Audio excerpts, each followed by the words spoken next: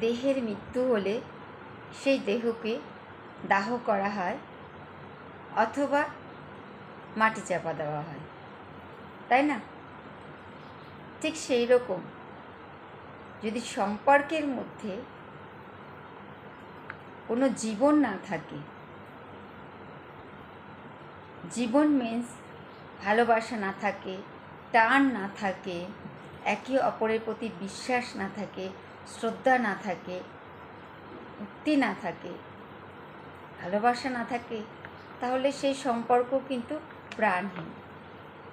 তো সেই সম্পর্ককে বেশি দূর টেনে নিয়ে গিয়ে লাভ কী? সেই সম্পর্ককে ওই দাহ করার মতো বা মাটি চাপা দিয়ে দেওয়াই ভালো না। জোর করে সম্পর্ককে টিকিয়ে নিয়ে রাখতে হবে, টেনে নিয়ে যেতে হবে, কোনো প্রয়োজন নেই।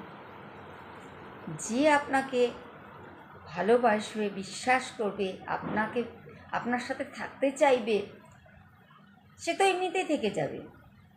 কিন্তু যে আপনার সাথে থাকতে চাইবে না, অর্থাৎ যার মন অন্যদিকে পড়ে রয়েছে, আপনাকে পছন্দ করছে না, কিন্তু আপনি তাকে আঁকড়ে ধরে রাখতে চাইছেন, আঁকড়ে ধরে বেঁচে থাকতে চাইছেন, ছাড়তে চাইছেন না, মন থেকে তাকে ভুলতে পারছেন না, এটা করে লাভ কী বলুন তো?